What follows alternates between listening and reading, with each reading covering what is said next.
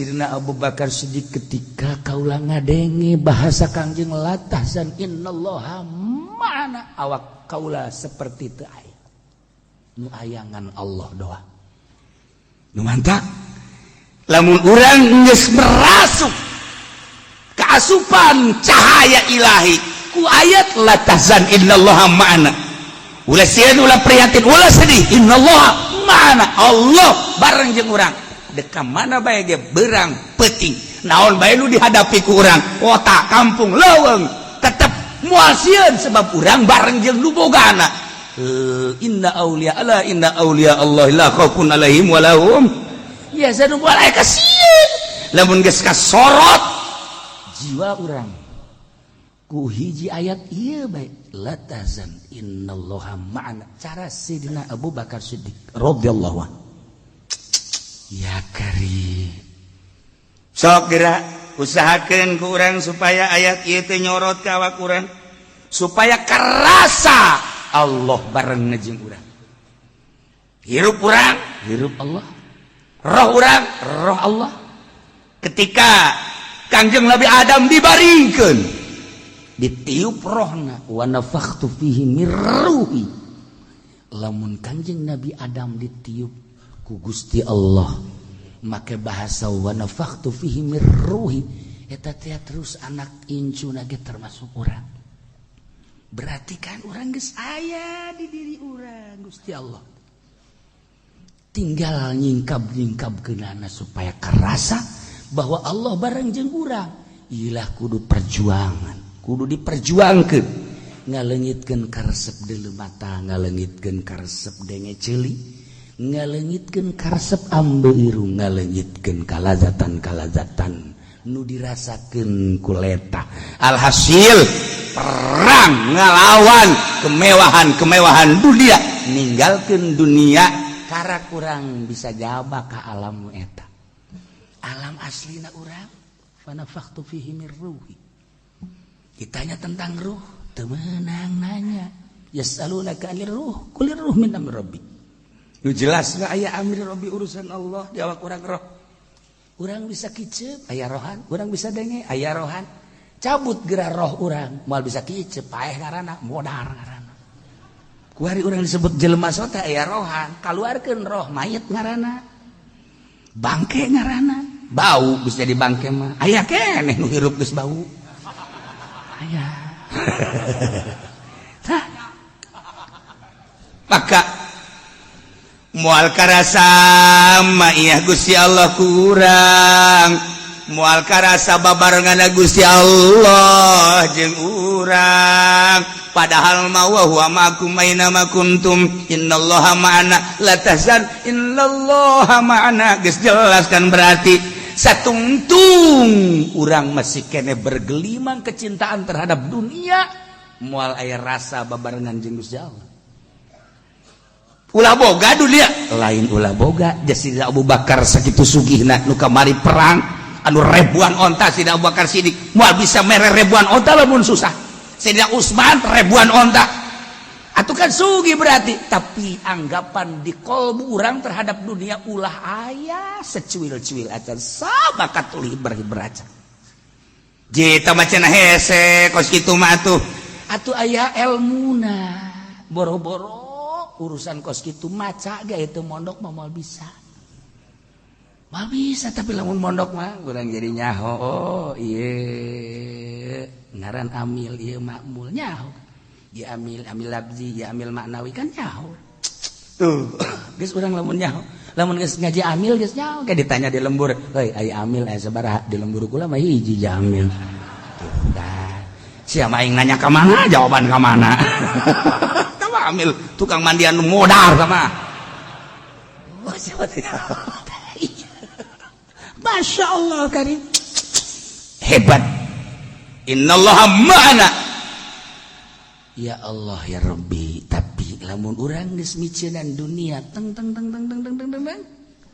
urang asup dengan sendirina ka alam eta katempo babarengan Gusti Allah karasa sakumaha jelema nu diangkat jadi wali-wali Allah berjuang tanpa pamrih paeh kajen cara sejak para sidik lo aya di Semarang nu kurang di Zarahan dibawa teh bangke lah berjuang ngaluhurkeun agama Allah gugur di medan laga begitu dibawa di Pandian ulah di Pandian sebab ieu syahid seungitna luar biasa tanu kurang di Zarahan Kudus Masya Allah kan tahu masalah tetapi hirup urang masih bermasalah teu pernah nyaho ka Allah teu pernah ibadah anu mantep teu pernah kadeuleu ke mahagungan Allah padahal ayatna geus jelas la tahzan innallaha ma'ana Allah bareng jeung urang cek Gusti Allah eta Kanjeng Nabi ulah sieun-sieun ulah prihatin tenang langsung tenang sina Abu Bakar Siddiq radhiyallahu anhu Masya Allah tahan iyalah nu kurang dek dihawalan teh jelema nu geus datang ka urusan rohani sebab diurus rohna urang makan ku ari teh urusan awak we kumaha ceuli supaya sehat kumaha mata supaya sehat salah atuh teu dahar tadi di mana keberang di mana urusana kan ka awak-awak keneh bae kendaraan nu ngeunaheun ditumbakanana lumana iman nu aya ASEAN hotel nu aya sehat urusana kan ka awak keneh bae iraha deuk urusan rohna satungtung urang urusanana kos kitu bae moal datang ruh urang kana asli fitrahna anu fitrah teh kan suci tah ieu urang teh ngaji lah maca kitab matu asal geus pasantren ge barisa lah ngahartikeun matu kan geus babari jasa dah komo nu teu ngaji mah geus pokona mah ngarti teu ngarti ngaji bae pokona mah sebab boga janji aing mah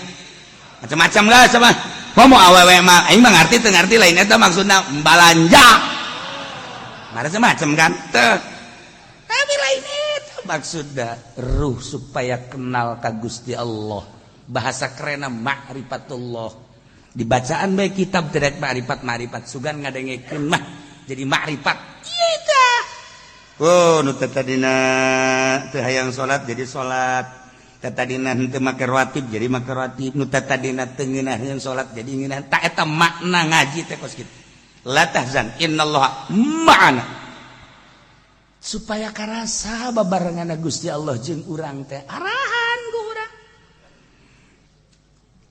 aya kerumunan wali keur diriung-riung ku muridna opatan nyana keur ngajelaskeun tentang ruhani dina ngajina sangeusna dijelaskeun tentang ruhani carana dina zahirna matu zikir bil lisan zikir bil qalbi dicaritakeun tentang zikirna jahar jeung khofina caritakeun dipraktekeun terus pas waktu zuhur azan didengungkeun masih keneh ngaji keneh beteng teng lewat datang ke jam 2 muridna ngabejaan nyana seuri bae geus beuseuh salat bae akhirnya murid nu 2 salat berjamaah nu hiji nu 2 mah teh jeung guruna masih nyaritakeun keneh bae nyaritakeun tentang rohani datang ke asar anu di masjid jeung muridna nu 2 teh kieu we berarti guru aing teh salat cakeun ye jeung muridna deh nu 2 waduh manya aing guru kan teu salat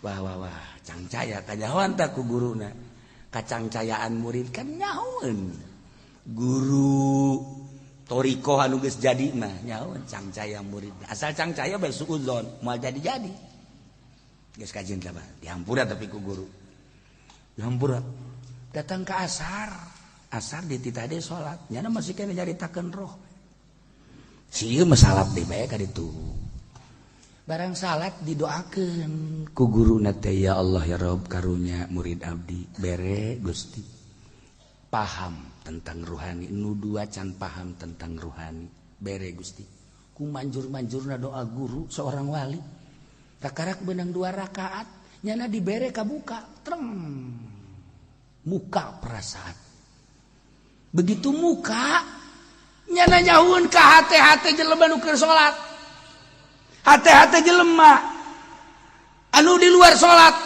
kunyana kabayang 2 baturan nyana nu 2an teh ya sanajan keur salat hatena teh lain ka Baitullah jeung deui jamaah-jamaah kabeh dibere nyaho tah ku Gusti Allah bahwa ieu nu keur berjamaah teh hatena aya anu kakarung, aya anu kakarimun, aya anu ka motor beat, aya anu sekupi, anu jahe, macam-macam. Ya, cek jalan teh gila aing kos kitu tah. Di jero salat teh dibere nyaho. Barangnya neuleuh ka guruna nu keur gaji bae terus bae. Di jero kolbuna aya Baitullah. Murid nu duana aya Baitullah. Ceuriknya na di dieu. Langsung beres salat minta hampura. Ka guruna langsung hampura, tuan hampura, tuan hampura. Seri guruna. Dengekeun ku sia. Geus teh nyaritakeun naon deui?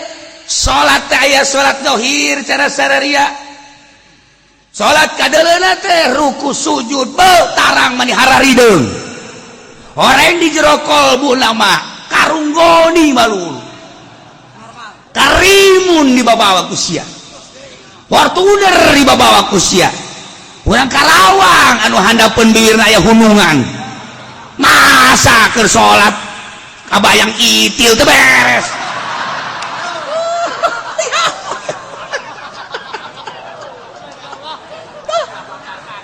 Salat teh kudu zahiran wa batinan cak buru teh tah aing kadeuleuna ku sia teh salat tapi aing nyaho sia dibere deuleu bahwa di hati aing aya Baitullahan. Tanyakeun coba ka masjid nu sejen, coba tanyakeun aya aingna eueuh.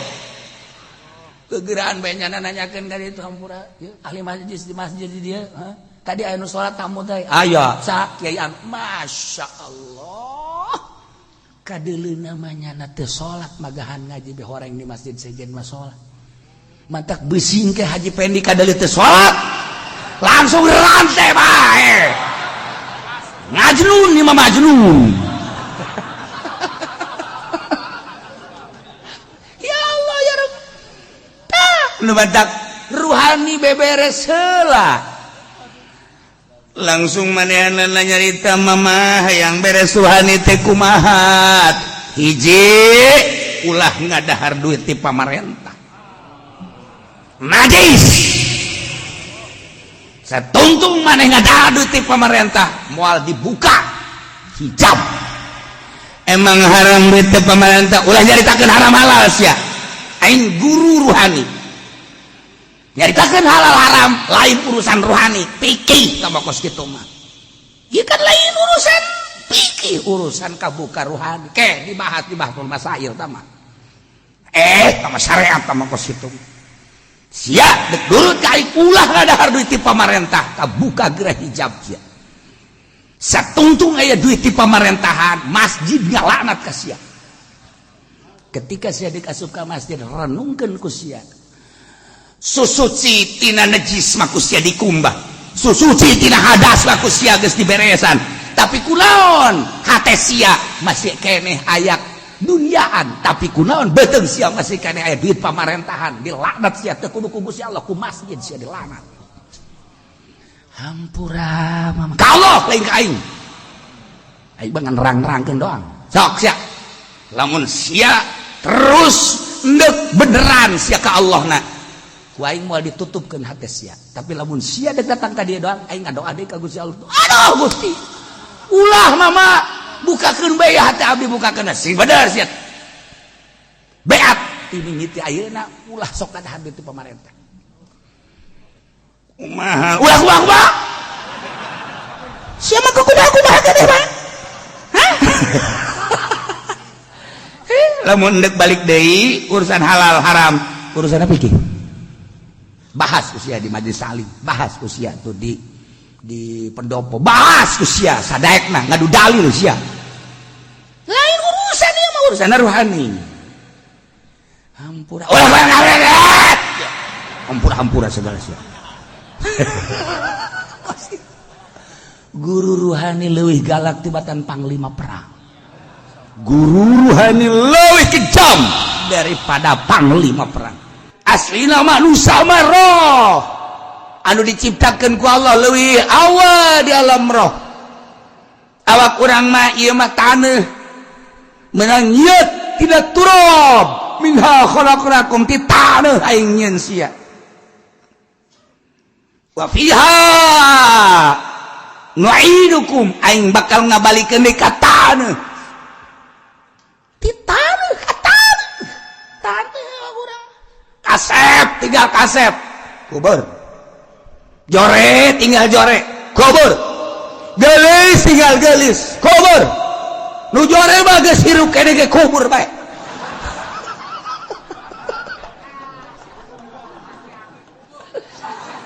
presiden kubur bae bae mah KPRT mah geus hirup-hirup kubur abak kubur bae kabeh tina taneuh balik kana taneuh ai anu roh ai aslina manusia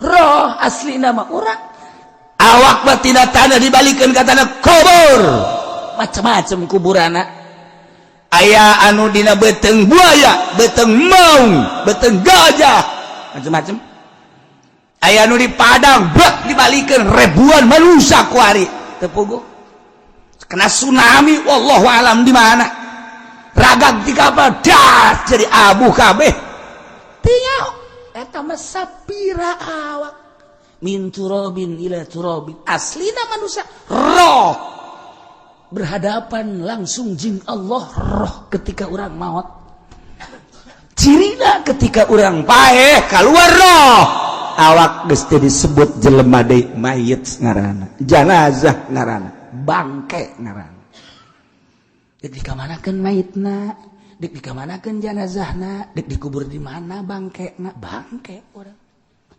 aslina roh urang manusia mah roh anehna jelema kunaon ngurusan awak bae nu bakal dikubur roh tepatnya diurusan bloon jelema ketika jadi pejabat nyana ngurusan awak bae di kantor kaimah ngurusana duit sakadar jang beuteung dahar hinum poka salat roh aslina jelema ketika jana paeh dikubur bupati tinggal bupati gubernur tinggal gubernur jenderal tinggal jenderal presiden raja tinggal raja roh nu berhadapan jeung Gusti Allah kunaon sia teu pernah urusan roh nu bakal babalik ka Allah tah kagoblogan jelema teh di dieu ngaji teu daek roh gering roh teh gering awak mah kadaharanana sang daging minum jang awak kurang sehat ya be komplek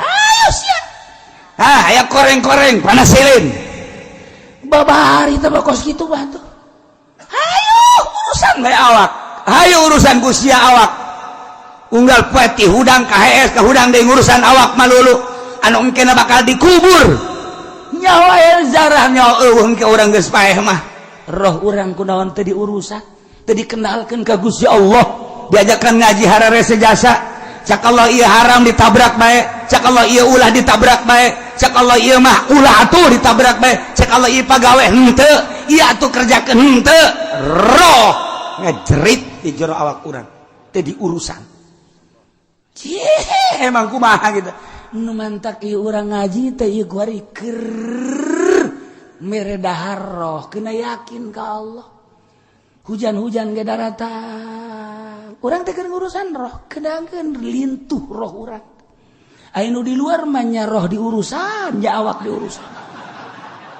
zahiran wa batinan nya nama eta cak nu di luar aing deui bae sial aturan makan urusan roh urusan awak wayahna puasa heula kuari mah keur roh we urusanana ieu awak tinggalkeun ieu mah teu pat teu ieu mah nya ngariung we opatan ngeunaheun cenah urang ngaji di dieu nya barang di dieu bacang geus beak 50 di dieu ambo budak malah mun aya keneh mah tukang bacang aya keneh CF di bak asana balik moal bisa hudang nya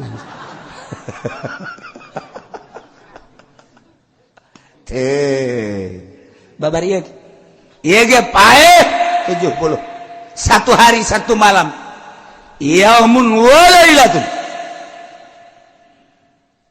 dipertanyakeun kunaon make jeung disiksa Gusti Qala Ibnu Abbas, cek Ibnu Abbas nu mantak disiksa li annahum lam yuzailu qaumahum hina abadul ijla.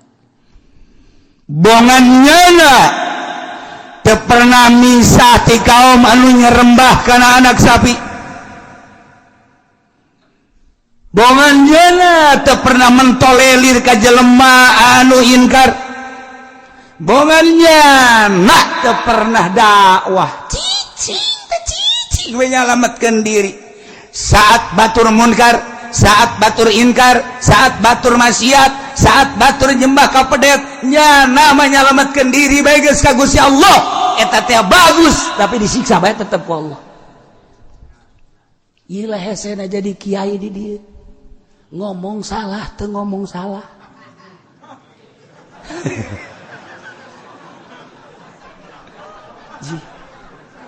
Di akhirat teh akan di akhirat ge karumpul kabeh di mahsyar.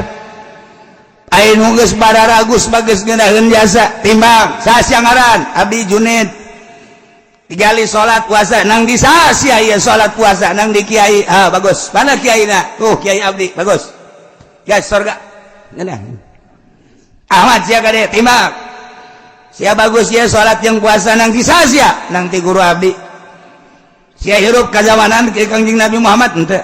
Sahabat henteu. Abdi mah zaman kiai anu. Berangkat kiaina aya. Sia bisa salat bisa puasa berarti berkat kiai. Bagus ya salat sia. Surga kan ngeunaheun. Mantap. Hayo kabeh. Yo ditararanya salat teh bagus, zakat teh bagus, segala rupa bagus. Ditanya nang saja kiai, pengajian di mana sia? Di anu. Bagus. Surga. Ngeunaheun. Tak jawara. Timbang jawara salat minus 0, derajat, puasa minus 18, parah, sedekah minus 20, min kabeh, peribadatan puasa zakat salat minus. Masya Allah. Main simpong, wow, 100%. Bener. Remi, mantap. Roulette, mantap. Kasino, mantap. Domino,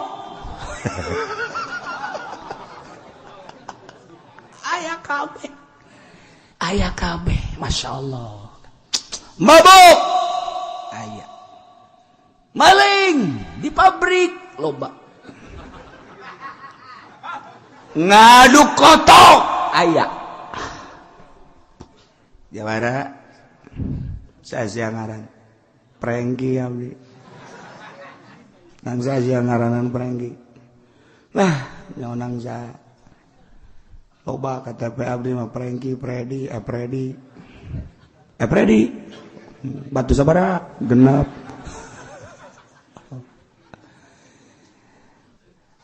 Cik malaikat anu nimbang amal, saudara-saudara sekalian seluruh manusia yang hadir di mahsyar ini, bahwa yang namanya Prengki ini telah dihisab, ternyata kebaikan-kebaikannya minus dan maksiatnya positif. Dengan demikian nama Prengki akan digujubarkeun ke neraka.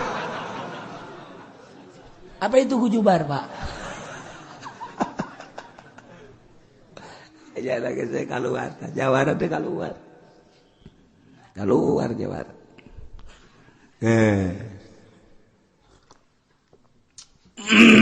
Barang keluar, malaikat. Enak sih. Abdi mung sosoranganan ka neraka panas. Deuna ge cek saha neraka teu panas. Sia yang jeung saha ka neraka? Jeung kiai. Jeung kiai. Kiai panggil ka dieu, kiai panggil. Abdi mah geus jelas ka neraka, tapi abdi hayang bareng jeung kiai. Cek malaikat atuh lain bareng jeung kiai, kuduna jeung para jawara deui. siapa barengan jeung tukang jimplong, tukang remi, tukang eta kuduna jeung eta. Eta mah jelas teh mah geus, teu kudu diteangan yang kapanggih neraka. Pinter kan Jawa mah ngomongna pinter. Nu kos kitu mah engke ge araya, engke ge sasalaman ke di neraka kabeh araya. Ieu mah kumaha banyak kiai. Endek naon sia jeung kiai, kiai mah jeung moal ka neraka. Henteu, panggil heula kiai, panggil. Panggil ka dieu. Sia zaman kiai saha?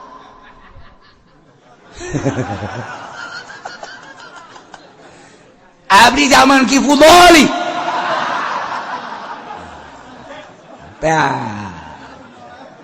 Ki Fudoli geus ngageter-geter. Wah, aing ka neraka oge cek teh. Apa aku jawara. Sial-sial ting nasib aing cek cenah. Ciut Ki Fudoli di dieu. Cek Ki Fudoli ulah kula bae atuh. Jangan bareng jeung kula Ki Nurjaya aya. Ki Wahab aya, cek ada loba kiai. Kula bae henteu. Cek nyana kula nu deukeut ka imahna Imah Ki Fudoli. Aju datang. Iya Ki Fudoli na, bener. Naon si jawara. Nah. Barengkeun jeung kula Ki Fudoli ka neraka. Engke heula masalahna naon heula. Sak malaikat naonnya tuh ieu mah tulisan Ki Fudoli nama aya tah salat bagus, puasa bagus, zakat bagus, haji bagus, umroh bagus. Sanajan nya ngariung sok yang berkat tapi dah geus dihampura tah mah geus mah dihampura. Ieu mah bararagus cenah teh tuh. Ayo, ieu bararagus. Ieu naon deui? Aya keneh. Aya keneh malaikat sing jeli atuh. Jawara mah sial bae di akhirat ge tolol jawara mah. Sekos di dunia bae ngotot bae jawara mah. Ngotot. Aya naon ieu sia jawara? Kieu malaikat. Kula memang sadar tukang kitu bobok tukang tarok. Kula kan tukang ngadu kotok di tukangeun imahnyana. Tapi kunaon nya teu pernah ngalarang kula.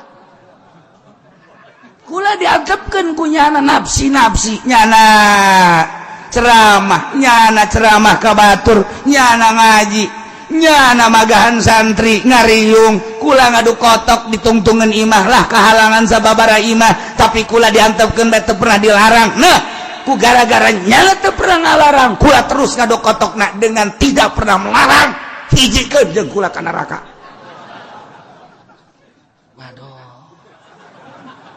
Ki Fudoli sial-sial teuing nasib aing cek nasib aing jadi kieu. Tanya deui mail sia Fudoli Ki Fudoli emang bener henteu pernah ngalarang? Henteu. Emang kunaon? Sieun kula kanyana sebab liana mah jawara bae. Kiai mah pokona mah tugasna ngalarang. Urusan kabelah dituna dek nurut dek tenurutkan lain urusan kiai. Aing main gapleh diantep, aing main remi diantep, aing mamawa imah ka imah hareupeun nyana lewat kunyana diantep, aing adu kotok diantep. Aing nuntut ka pangeran dengan nyana ngantepna ka aing tetep kudu bareng jeung Ki Fudoli ka neraka jahanam. Aduh, cek Ki Fudoli aya-aya bae. Akhirnya bebe jaka Gusti Allah Gusti kumaha ya? Ya hijikeun tetep.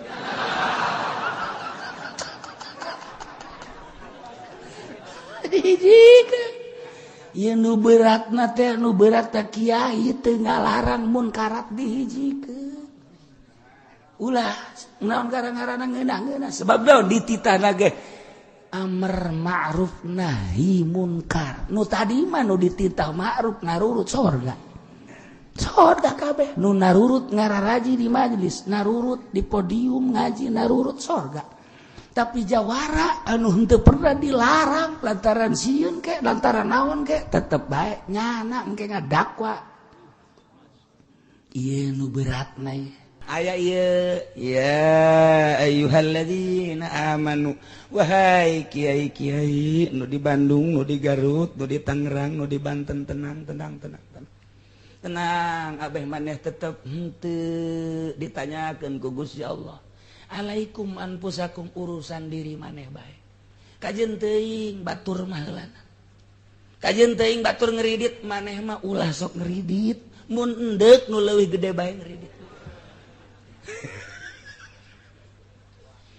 batur mah kajen teuing ngahalalkeun bunga bangge maneh mah ulah batur mah kajen teuing impes daging ge sia mah ulah alaikum anfusakum jang sorangan bae heulanan alaikum anfusakum dan engkeun mah ku ari mah ye laifazuha jaga gitu wakumu bisolahiha diri sorangan rapihan tentang awak supaya awak maneh terapi sesuai jeung aturan syariat la yaturukum man dhalla moal ngabahayakeun ka anjeun jelema nu sasarna jelema nu sasar bodohna jelema nu bodoh nyacadna jelema nu nyacad moal ngabahayakeun ka anjeun idah kadaitum di mana anjeun geus menang hidayah lah jatuh lain teh nya hodek dakwah teh naon nu deuk didakwakeun aing ngalem ka camat jeung ka bupati Doraka jasalah nyanana ngalem ke presiden Jadoraka teu mampu ulam alem kitu teh daripada urang yang ngalemnya disiksa di akhirat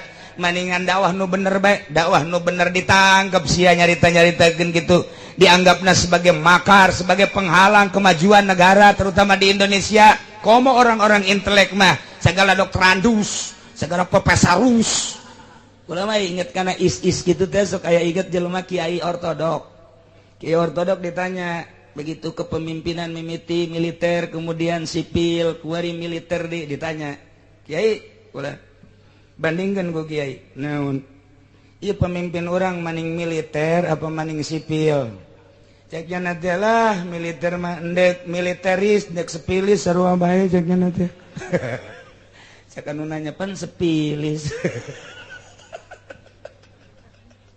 aduh mal ngarti orang ketos mah kita mah yang intelek betul mah.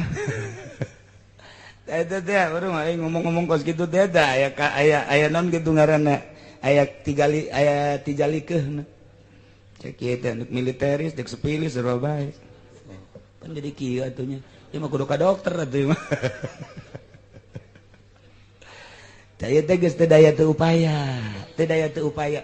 Sementara masyarakat teh akan hayang nu asli. Coba adapun pelaksanaan mah kumaha kuatna bae neangan sakumaha lauk neangan cai lauk teh sebab lamun dicai hirup lauk teh masyarakat ge saurua ketika orang macaan Al-Qur'an coba nurani ieu ka mana masyarakat neangan nu asli ka mana ieu teh nu asli lauk di mana geus manggih cai oh heran tentrem masyarakat manggih nu asli sarua bae adapun pelaksana mah datang ka imah nanya ge atuh bingung ieu aing heran ieu cenah cekna aing ciger-ciger mah ciger kredit motor aing teu daekeun lunas asa jasa ya merontanya na aduh aing kumaha ngalamun bae satu sisi butuh satu sisi haram kumaha kami jaga pemajikan neng nya ieu ngredit sakieu haram ieu kumaha lah didengekeun butuh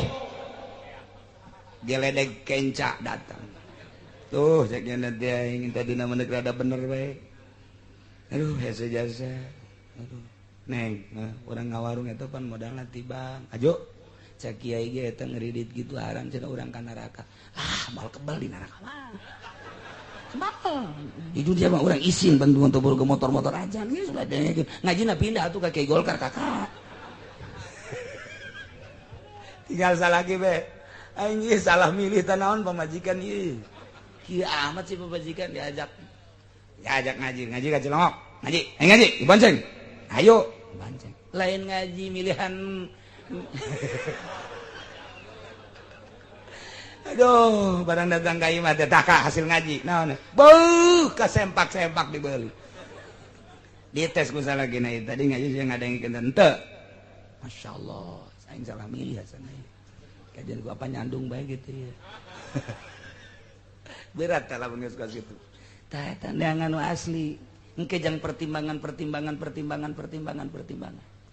bejakeun ka nu sejen teu percayaan teh beda bae tetep bae neangan lauk teh neangan cai bae mijah disebut teu kupagi jeung cai tentrem lauk nurani teh kos kitu sebab urang diciptakeun fitrah suci urang teh Nah lingkungan orang anu ngadidik kurang tuh bener lingkungan orang ngadidik ngadidik riba lingkungan orang ngadidik haram lingkungan orang ngadidik bohong lingkungan ketika kembalikan nurani di mana sih nu asli ayam nah iya ayatna alaikum anfusakum ketika aranjen kabehara rese jang nyaritakeun dakwah amar ma'ruf nahi mungkar anu bener lantaran nu ngahalangan anak di kalangan anjeun keneh cek kurang perahyangan mah piring ge tara pake truk jeung kekenceng piring mah jeung piring deui gelas mah jeung gelas deui aya bahasa ti Kiai Hairun gedang hepe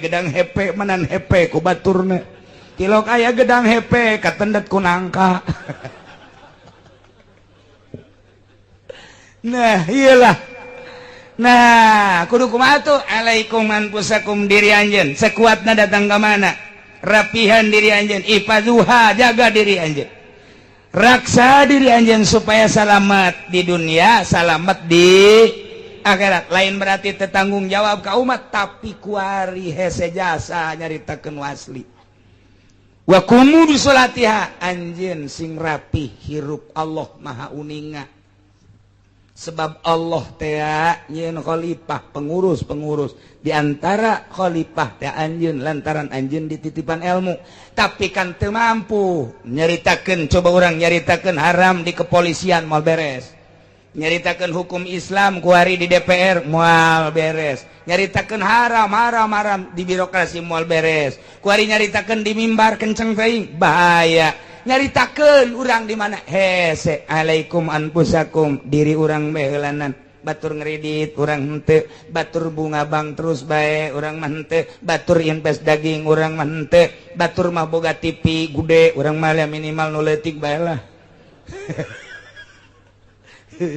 mun ditanya yang kiai boga TV sakieu ge nangaleutik kamari mah gede ieu geus minjum berarti tobat itu tobat orenganan HP na gaya TV-an orangnya nama teu eureun-eureun nonton TV boro-boro naon keur ngising ge nonton TV bae boy make Golkar pohara mah sih insyaallah ngeun kumaha tuh ayeuna tah ieu geus harares alaikum anfusakum sok beresan diri heula lantaran moal kebal deui urang bakal ngalanjutkeun hirup di dunya nyebrang ka alam itu tanggung jawab masing-masing dibejakeun nu aslina bae la yadrukum moal ngabahayakeun ka anjeun mandalla jelema anu sasar artina dallud dolin jahlul jahilin mulaamatul laimin moal aya pengaruh mun anjeun idzah tada itu geus menang hidayah baca kurang kitab perhatikeun baik-baik urang boga guru batin makomo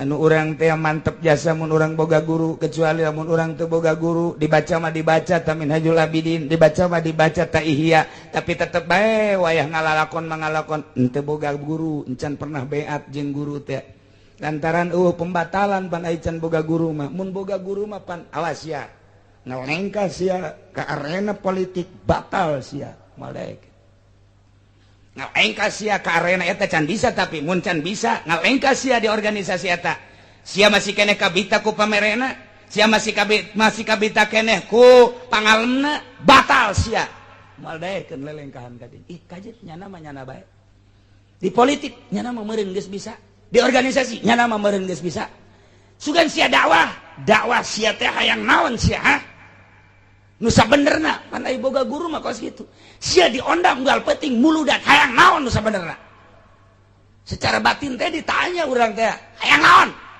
hayang kebeuli apaan sah cicing jadi mah cicing lamun sia eta acuana cicing sia siksa sia di akhirat jamun yang cenah dibayar ge bonong cek kiai teh bonong mun geus kitu dibaca kunyana surat Yasin unggal malam Jumat dibaca kunyana jeung anak dibaca kunyana unggal zarah dipake istighosah baca ittabi'u man la yasalukum ajran wa hum muhtadun tuturkeun ku maneh nabi tuturkeun ku maneh rasul tuturkeun ku maneh wali tuturkeun ku maneh kiai la yasalukum alaihi ajra anu tara menta buruhan tara menta upah sedangkan anu sok minta upah mah moal beres nuturkeun anak lamun nuturkeun ka kiai nu teu minta upah mah etalah kiaina wa hum muhtadun nu meunang hidayah taya idah tada itu idah tada tuturkeun ku sia kiai anu tilok minta upah sebab eta kiai nu tilok minta upah muhtadun lamun sia nuturkeun kiai golkar nu sok minta upah deukeun ku sia ngejebur kabehan sia mada kadituna menang kredit ge ngajebur sia menang cenah riba ge ngajebur sia tuturkeun sia mun hayang nuturkeun mun hayang ka neraka tuturkeun eta kuncina eta ittabi'u man la yasalukum ajran wa hum muhtadun dibaca ku kiaina eta di mah bupati korenganan di jerona teh eta teh nya teh keur menta buruhan dibaca ittabi'u man la yasalukum ajran wa hum muhtadun dibacana di pendopo hari praktek horeng hayang menta 3 juta sakali maca yasin muit tolol kiai goblok ayat eta engke nu bakal ngahajar di akhirat ya ayat ittabi'u man la yasalukum ajran wa hum muhtadun nah sia aing geuri dibaca ku sia tapi sia kan menta buruhan cak ayat aing deuk nyeret sia ka neraka jahanam moal kebaliangan 1000 tahun doang yai isi dalam baca kusia di pendopo baca kusia pakai istighosahat baca kusia babarengan jeung masyarakat ittabi'u man la yasalukum ajran wa hum muhtadun sia ge menta buruhan deuk bener kumaha masyarakat deuk bener kumaha nah sia deuk bener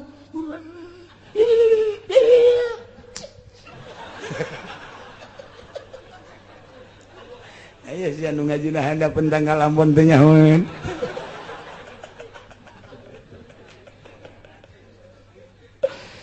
iya urang teh butuh penjernihan batin alaikum anfusakum cak Gusti Allah mun geus hese hiruk pikuk manusia geus hese maneh gerak jang dakwah amar ma'ruf nahi munkar nu diwajibkeun jang diri maneh bae ku ari mah ulah tergelincir kana maksiat pamajikan ajak anak ajak lamun boga santri ajak tuduhkeun lamun maneh aya nu ngadengekeun pengajian bae bejakeun nu sabenerna lamun maneh ayeuna mah dihina bae eureun lamun maneh ngaharam-haramkeun kredit aju maneh teu kuat eureun di kelompok eta neangan deui tempat nu saja lamun maneh nyampaikeun bahwa riba buang bank teh eta teh naon kitu ngaranna bunga bank teh riba haju dicemooh maneh eureun daripada engke mana di sel mendingan pindah tempat bae pindah tempat lamun di mana geus hese balik deui ka imah sampaikeun di imah bae di imah ge teu meunang nyampaikeun ka anak bae harewos eta haram kredit eta haram sak anak nu batur ge ngredit isi anak nurut ka sasia ka bantul lah apa mah kuno aduh cak dia ada aing dakwah ka anak ke orang teu bisa apa majikan we eta kredit haram loh kuno batur geus naik motor ieu masih kena haram kene bae aduh horenganan ka pamajikan ge hese ka anak ge hese alaikum anfusakum diri urang bae aing masa bodoh tanya sia di sarean mah di sarean bae ku aing jadi dakwahan mah geus tapi siapan terus bae tetep aing aya butuh mah butuh ka sia ngan urusan kos gitu nah urusan sia tanya aing mah geus henteu tah geus bae alaikum anfusakum kurang kumaha Al-Qur'an ngeunaheun jasa amar ma'ruf nahi munkar teh lamun lalega sok luas teu lalega sempit tetep sempit datang ka boro-boro jang batur jang pamajikan hese mah ulah Al-Qur'an neng ieu kreditan geus sabaraha motor geus sapansa geus kalau arek dokot deui nu Pak siang teu ngadaekeun ngaji nah kuno teu kieu bae mah aya kakak mah kieu lantaran sieun nah bisi haju isuk pageto pae basana berat kakakku percaya jasa ka Al-Qur'an jeung percaya jasa ka uraian Al-Qur'an dina kitab eta teh haram kakak mah deuk ngaberesan enggak tanggung jawab neng da tunya ha gas tanya neng tanggung jawab kakak mah ulah dibawa-bawa tapi ai waktu milu mah kakak milu misalnya butuh kan eta tanggung jawab wah pinter kodek ai ka neraka kula ai milu mamilu eta bahasa orang Cikupat kos gitu persis eta masyaallah Ini mah beneran ieu mah. Bener. Atuh geus ya, tanggung jawab kula geus. Kula nu ngajalankeun tah warung. Geus aing mah henteu nya. Geus. Tapi tetep AHS mah bareng. Oh, geus beres tah. Urang alhamdulillah. Teu bisa berarti urang nasihatkeun pamajikan. Aikum anfusakum ulah dordar. Ulah dordar urang nonton TV pamajikan nonton TV betoel. Nih, nonton TV nonong patna. Acara runtuy. Yuk. Eta teh haram nu kos kitu teh kecuali berita-berita pengajian. Itu anu kos kitu segala film da. Alah, haram aja kabehan geus kos kitu. Ieu mah saritaan bae eta kadenge eta surahan cak kieu teh haram. Geus kakak bae dari itu ka kamar. Ka kamar we kakak. Kula mah kula bae geus. Geus aing teh tanggung jawabnya aing pan geus nganasehatan si aya. Geus. Geus urang leupas tah berarti. Ulah jadi pareuman ku urang keur nonton di pareuman. Tek be ribut sia. Ujianana moal dibere nu hareup. Nonggengnya na kajen ngukumaha ge bareng. Sia dibere knalpot bahaya sia. Make ayat ieu, oh alaikum anfusakum. Aing bae atulah. Geus bae urang mah balik ti masjid, pamajikan jang geus ku urang ditegor, urang atuh ka kamar nyetel nu leutik. Geus teu beres. Horenganan. Itu teger, idah tadai tumpat deh, orang geus menang hidayah pan. Nyulusup pan hidayah maka jero. Rahasia Allah sama. Urang sanajan ngaji babarengan kieu tah. Hidayah teh akan di luhur teh tah. Sinar Allah nyulusupkan ke hati masing-masing. Anu bakal disalamatkeun mah langsung set sadar. Anu bakal moal disalamatkeun mah moal aing mah kang ngadengikeun doang. Anu ekstrim mah dah kiai ieu kos kitu moh henteu. Atuh masing-masing tah. Masing-masing tah saha nu deuk disalametkeun ku Gusti saha nu henteu eta mah urusan Allah. Nah, ayeuna urang balik ti masjid dan pemajikan nonton TV, paling urang reunan atuh. Di alumun kenceng teuing pancen sok marah. Reunan atuh geus. Senyum bae.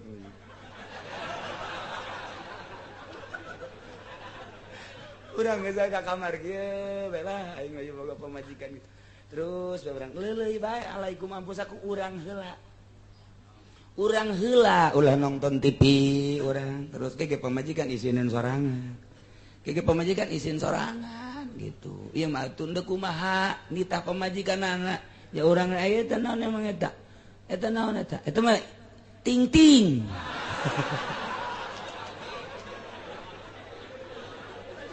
aduh atuh ke akila ge nanyakeun gedean atuh saeutik ceuk cenah tuh atuh ngendek rumah nyaramna atuh moal bisa tuh kumaha ge.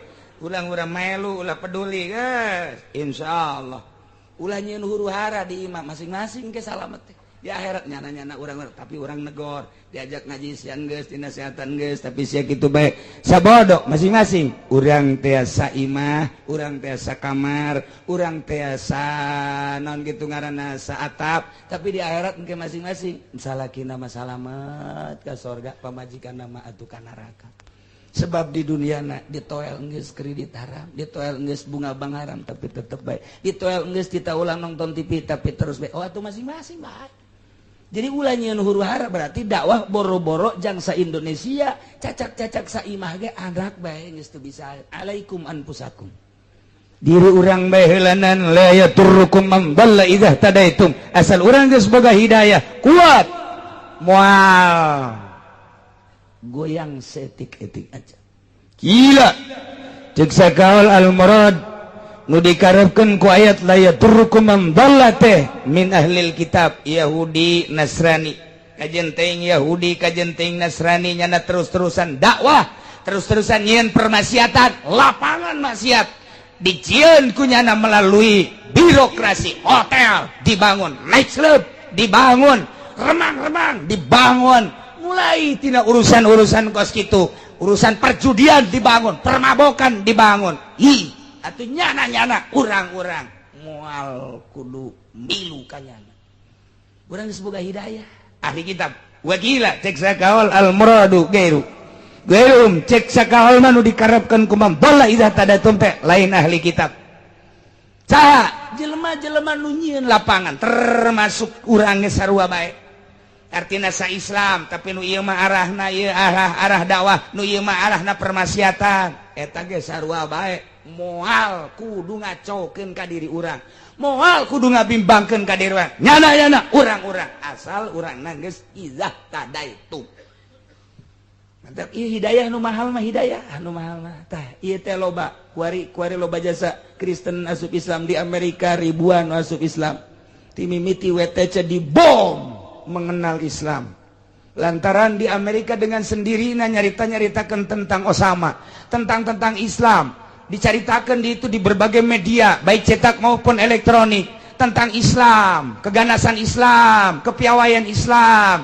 Ternyata orang Amerika loba anu teu nyaho tentang Islam, ku gara-gara WTC dibom, loba ribuan masuk Islam.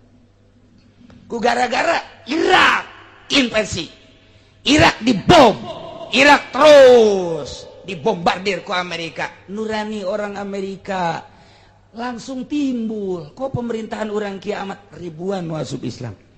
Ketika kamari Libya dibombardir malah dek demo masyarakat Amerika ka gitu ka presiden ka Obama cuman ditahan dan tidak dipublikasikan.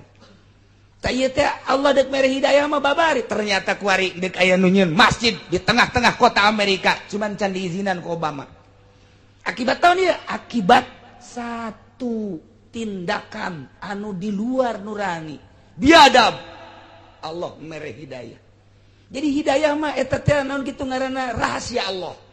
Oh kos maripat deui kos maripat teh sangat rahasia. Aya jelema anu dibere maripatna teh keur lempang, aya jelema dibere maripat keur diuk, aya jelema dibere maripat ku Gusti Allah nyurusup teh keur di masjid. Aya jelema dibere maripat teh keur di tengah-tengah kota nyana tafakur horeng di kota teh kos kieu loba awewe anu telanjang mantep amatnya tah lain jadi wali sarwana sia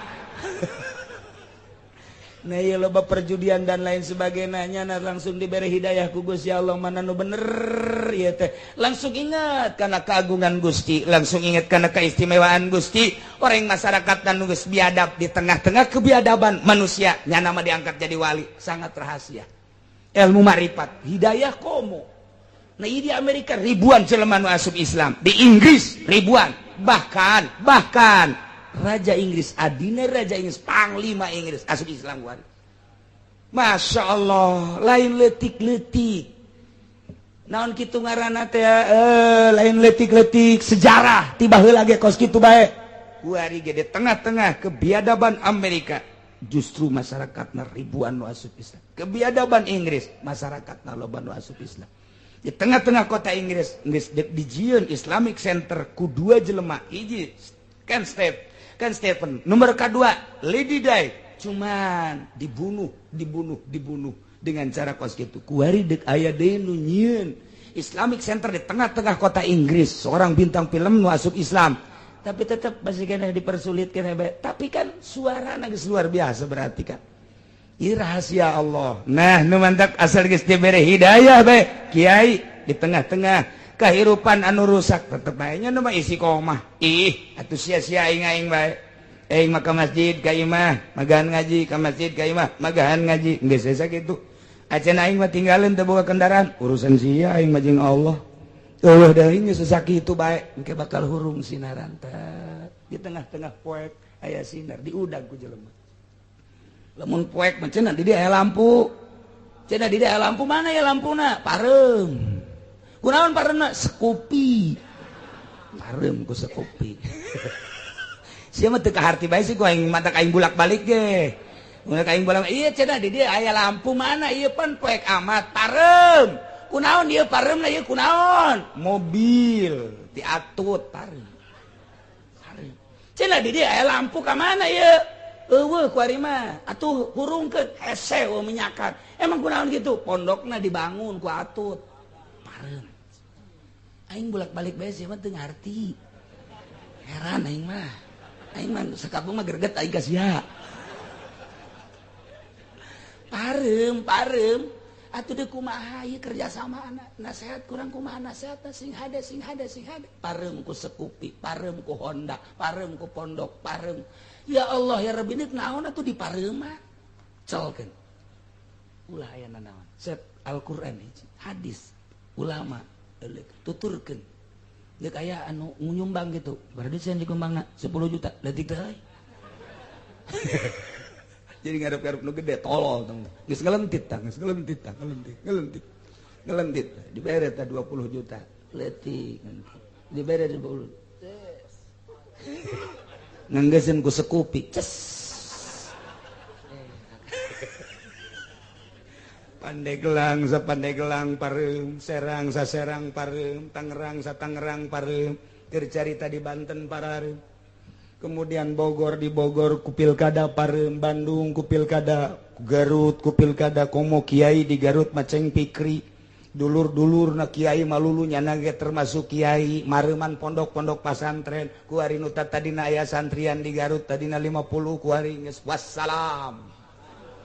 Tinggal pondok bae 2 tingkat, santrina eueuh nyanana geus teu ngaji, wassalam.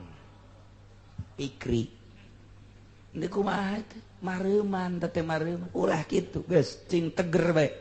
Urang mah ngaharamkeun haram bae, deuk nurut kajen teh aing mah jang diri aing bae. Jang diri aing bae, wayang ngomong aing mah ngomong bae, sia deuk ngadengekeun los teu kajen, sanggeus ngadengekeun deuk make deuk teu sabodo sia aing mah aing bae sesuai jeung aturan. Sia teu percaya dibuka ku aing kitabna tah eta teu akur pahamna, leg-leg paham sia. Geus bae bakal sinaran. Itu mah gede amat hurung mah.